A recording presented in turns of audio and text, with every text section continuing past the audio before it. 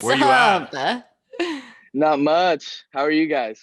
We're good. We're good. Are you home? Are you on your on-campus living or apartment or something? Where you at? Yeah, I'm up at UCLA. We have practice through Saturday. Nice. Oh, Yeah, amazing. yeah, it's nice. God bless you. In California, you must be following a million rules to get that done. Yeah, to say the least. Yeah, we got a lot of rules, but we're getting it done. That's awesome, man. That's awesome. Yeah. Yeah, have you met Danny before? Have you ever met Danny? Say hello if No, I not. have not. Hey, Danny, how are you? Hey, man. I'm great. I'm super stoked to chat with you. I'm glad we could figure out a time for you. I know it's probably really crazy right now. So thank you for giving us some time. Yeah, thank you guys. For sure. Yeah, you what so we've had fun with this. We just launched it. It lives through the PG world, but it gets a good following from other folks. You know the drill. And we've had Jaden Hill of LSU on, who was great. Okay. We've had what's our guy's name from BC who's going to be a high pick, Danny, that we had Yeah. on? Sal Freelick. Yeah, he Okay. was great. So we've had, we try and have like a college dude and a high school dude every podcast. Okay, cool. That's So, awesome. obviously we'll share you right away a copy of it once we get it done. We'll promote it with this little bit of video, short clip, and then it'll live out there. So we appreciate you doing it. Sweet. Yeah, thank you guys for having me on. What's your brother up to, Nick? Nick, he's at Beckman, gonna come to UCLA next year. He's doing well, just playing baseball, doing school, taking care of his school things so he can get up here and Yeah, be ready to play next year. nice. And Sean is at ASU, is that right? Yep, Sean's at ASU. Second year there, first year cut short. He's doing well up there. He really loves it, and he's having a good time playing baseball too. Does he like Tracy? Yeah, he does. He likes him a lot. He's quirky and cool. I mean, he's a really good dude. And how about Yeah. you? Like, how are your studies going? What have you kind of dived into academically? I'm a political science major. I like it. It's fun. School's good. School's harder during this time with the online stuff. You really got to pay attention and hold yourself accountable with going to classes, discussions, taking notes, and really planning out your own time. Because normally, when it's in person, it's a lot more. You really got to show up, and then with online, it's a lot easier sometimes for some people if you don't hold yourself accountable to just not go. So it's definitely tougher, but I like the responsibility it brings. Yeah, yeah. D, you got any warm-up questions before we start? Yeah, just a few, man. One is just relationship with your brothers. It's just you three, right? Yeah, just us three. And then we got a dog. I count him as one of my brothers. Yeah, for sure. I Yeah. saw the family photo. You guys are close. You think it's thieves, like group text going on? Is that what's happening? Oh yeah. Snapchat and text message. We got group chats. I talk to him every single day. We FaceTime a couple times a week, and I talk to them every day just about everything. Awesome. So we'll hit on that. And then just, you're so interesting, betting on yourself, taking a risk. I know you've been asked about that a lot. I want to dive a little deeper when we get started, but is there something that like makes you tick that people don't get to see, that you're not, proclaiming to the whole world, like whether it's a workout or a mental activity or something like Yeah. that makes you different? Like, is there something that I don't see that maybe you could tell me now we could talk about? Honestly, I don't think so. I think it's just like my love for the game. Like I truly go out there and play because I love it. Mm-hmm. And I want to be the best, but at the end of the day, it's just because I have fun playing the game. Yeah. Okay, cool. Awesome. Yeah, yet I'm sure, Matt, when you're asked about that, or if you are asked about it, it's much easier to answer now than it was that summer, right? I mean, Yeah. think about that. Yeah, it is. Your worst case scenario, you walk away with a college degree and from an institution that I would have killed to have gone to growing up in Orange County. Yeah. And, you're wiser, you're older, you're fit. That's like your worst case. So to me, I think time makes, to me anyway, subjects like that, which are tough to talk about, right, when they happen. Yeah. Because you got the club trying to save face, the whole thing, blah, blah, blah. Now it's easy. It's like everyone's gone their separate ways and you're doing what you're doing. I think it must be easier to talk about those kind of things now while not really focusing for too long on those things. Yeah, it definitely is. During the time, it was like some people were like, oh, do I bring it up?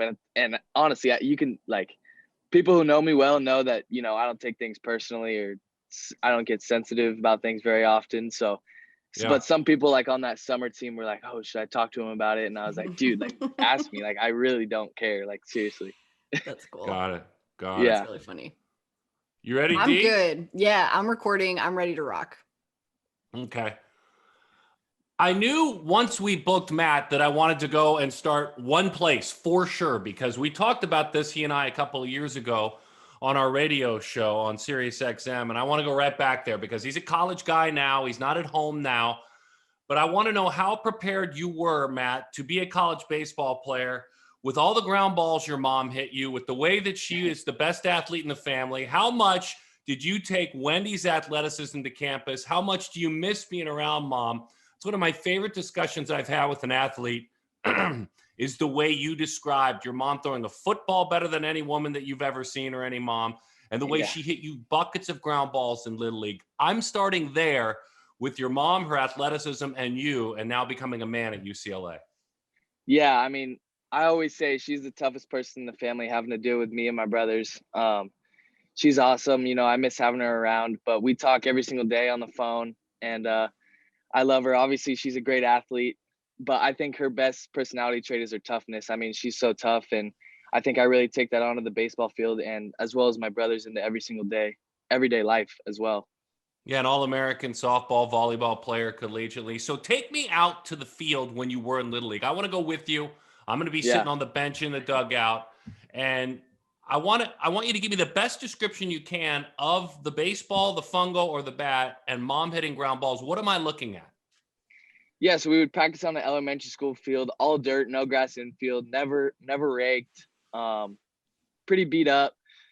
And she'd be hitting lasers at me and my brothers at shortstop after practice, during practice, and she would try and hit it at us to where we couldn't field it. So it was really a challenge, and it was really like, okay, you know, my mom really wants me to do good in life. She's gonna challenge me. There's gonna be nothing handed to me. And it was just a lot of fun because, you know, balls hopping everywhere. We're having a competition with my brother, and at the same time against my mom hitting us rockets at that time.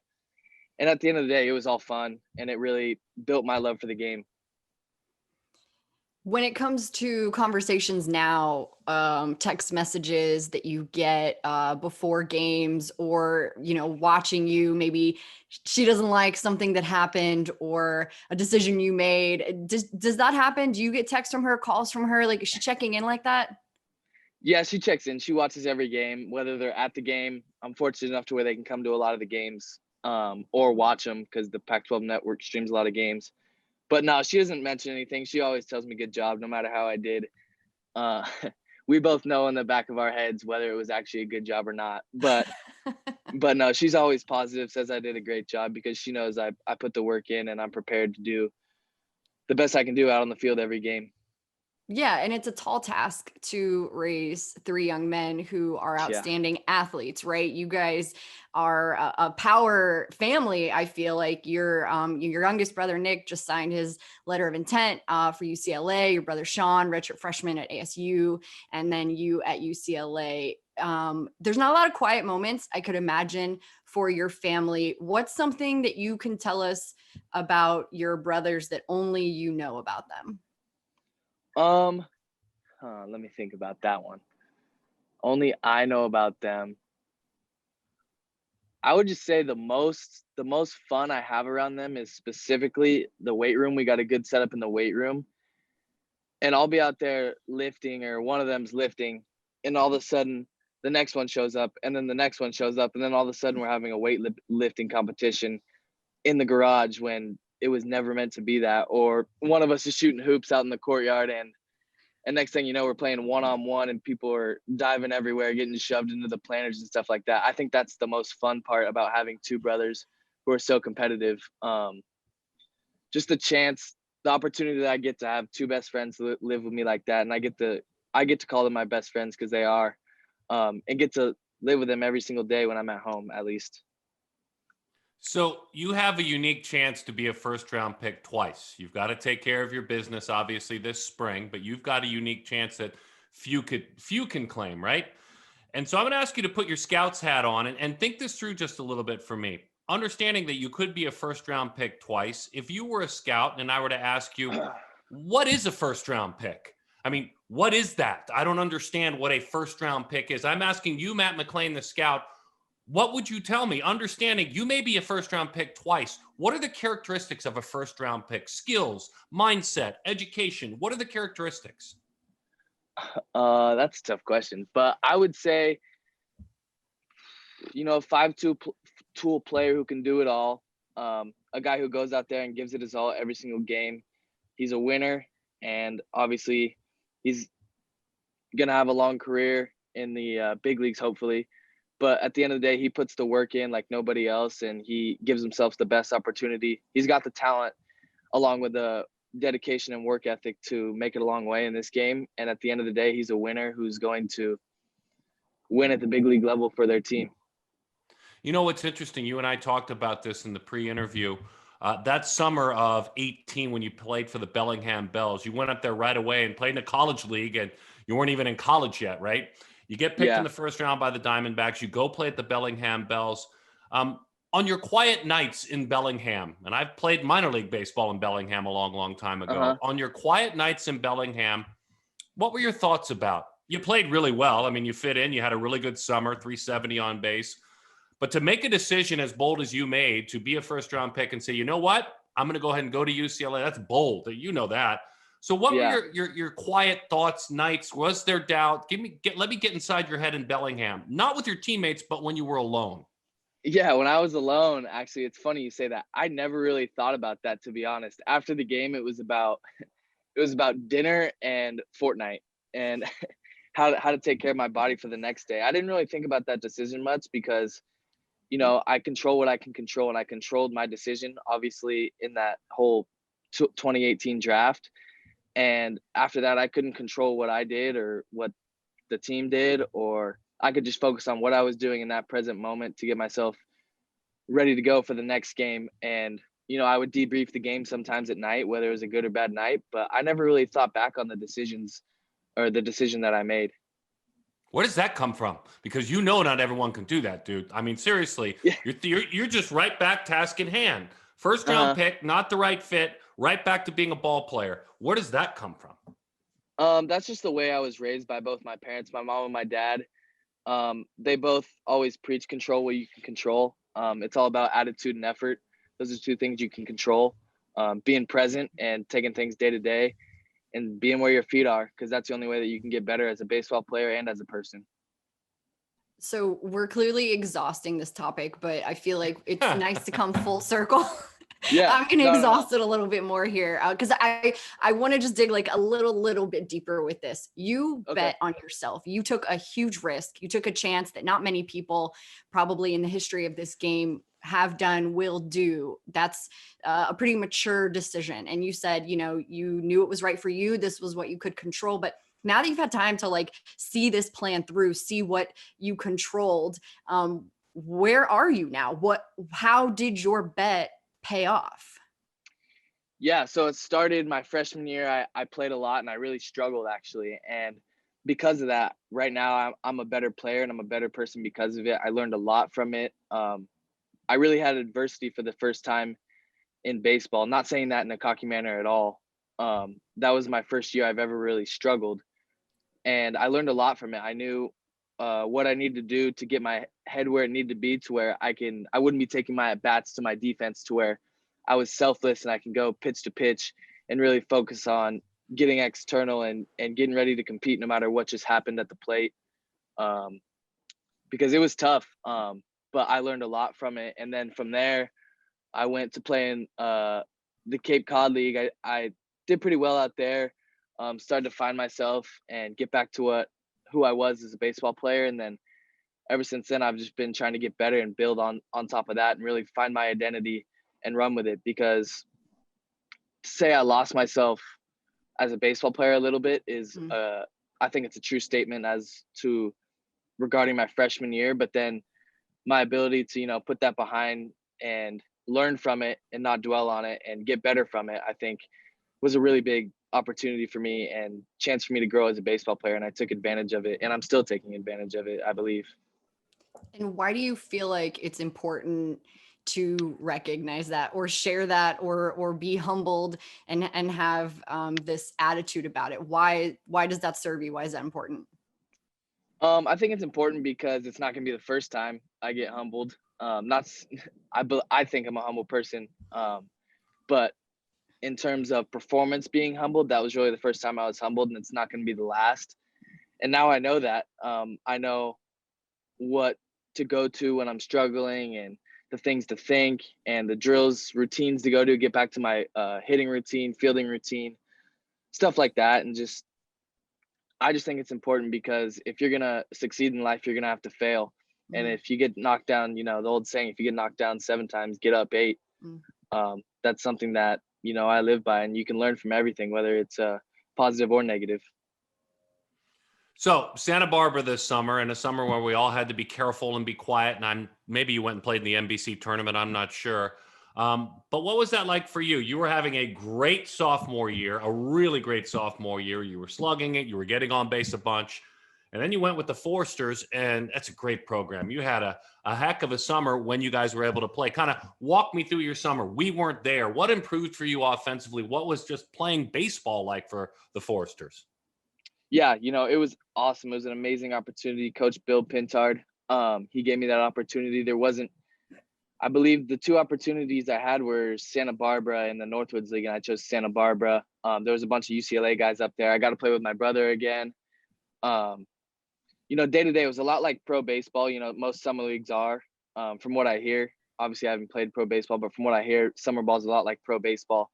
It was a good opportunity. We had a good setup up there. We had our own apartment. Lived really close to the field. Games were normally I want to say they were about at 5 every day. I'd get there for early work most days at anywhere from 12 to 1 after lunch, get some ground ball work in or hitting that day, just day to day, depending on what it was, trying to get some work in before, get a workout in. And, there was a lot of restrictions and stuff, but I think the coaching staff over at Santa Barbara I was really fortunate to have them because they were there every day, no matter how early I wanted to get out there. Coach Joe, shout out Coach Joe if you're watching this. He was getting out there early every day to roll ground balls, hit ground balls, and really work on my defense, because I think that's one part where I can grow a lot as a player. Obviously, I can grow in other places, but defense specifically, I was having a lot of fun getting out there early. The competition was really good. We had a great team, and we had a really successful summer to pull it off and be able to play as many games as we did, especially with all the craziness going on. Yeah, games, at bats, plate appearances. I mean, more time for you. You needed that. You wanted that heading into this year. What was the name of the 5th grade teacher when you drew the picture of you and you discussed playing at Jackie Robinson Stadium in 5th grade?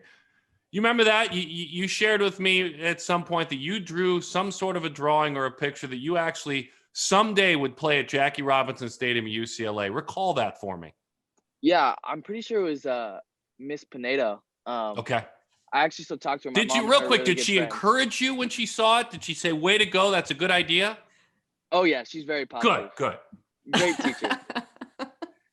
All right, so take me back to that picture. I know you don't have it with you at your college living space, but what does that picture look like, Matt?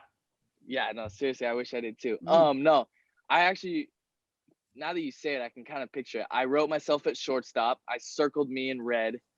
Red was my favorite color because I'm a redhead. So I circled myself in red at shortstop, and I wrote the scoreboard, and they were playing Arizona. I don't know why I remember that, but they were. And it was just awesome. I don't know. It's kind of the first time I really drew out my dream in 5th grade. It kind of happens in elementary school. They tell you to draw out what you want to be so you can picture it. And I have it somewhere at home. I do remember that because my mom and Miss Pinedo are friends, and I know that they talk. So I think she gave it back to us. Can we get our hands on that? Can we get a copy of that? Seriously? Yeah, I seriously need to look for it. I'm sure my mom has it somewhere. Yeah, we're gonna mom, one of these, a cell phone, a picture, send it to you, you send it to us. Please. I want to know, when your name is called in July, what's the one thing you want people to know about you when you hear your name and people start to Google you and see a million things come up on their computers? What's the one thing you want them to know? That I'm not done and I put the work in. You know, no matter where things happen in July, I'm not really worried about that. I'm worried about getting my team back to Omaha. But at the end of the day, that's not the end goal. The end goal is to play in the big leagues for a long time. So yeah, I'd say that I'm not done and I put the work in. And last one for me, kind of circling back to the photo and visualizing what you want to be, like, who was the person that you saw playing the game and you were like, I want to be that guy? Derek Jeter. Derek Jeter. What did you like? He does about it him? all. He does it all. He's a great person. I know he's great off the field from what I hear. I really like how he can hit. He's not just a defense only shortstop. Obviously, he had a great glove. I mean, I think he's the greatest player. It's all right. Yeah, just all right glove. Yeah. But no, I like how he could really hit. He could swing it.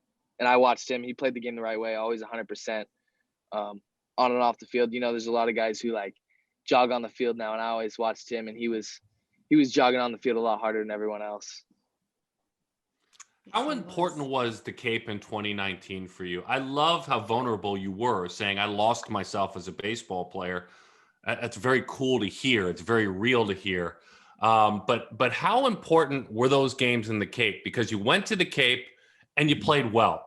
And if you needed anything, it was right to play well, to find yourself again as a player. I mean, I'm doing a quick look. I mean, at the end of your freshman year, you weren't able to sprint to the finish line. You didn't get hot at the end, but then you went to the Cape, and these were dudes, right? I mean, these are all dudes, and you're a freshman. First of all, they still invite you to the Cape, despite the year and I mean that respectfully. Like you had earned it with what you had accomplished to that point, right? Uh-huh. So how important were those games in the Cape? It was really important. Coach Jerry Weinstein, he's a great coach. He was out there every day, ready to play, getting me better. It was good. I mean, that league's obviously very good. A lot of the guys on the team were really good. A lot of older guys, so I think it helped me mature as a baseball player. I wasn't a freshman anymore. I kind of formed a new identity. I'd say altered my identity as a baseball player. I matured.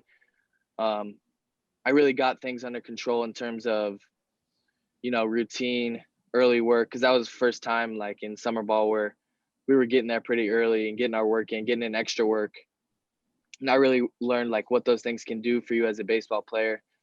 And just playing at a higher level of competition, I think it really helped me prepare for the next season and seasons to come. So when your dad, Mike, listens to this podcast, will he be offended that he didn't get a single mention? No, he won't. He doesn't take things personal. Nice. That's all. Then that's all. Yeah. There's Dad's shout out.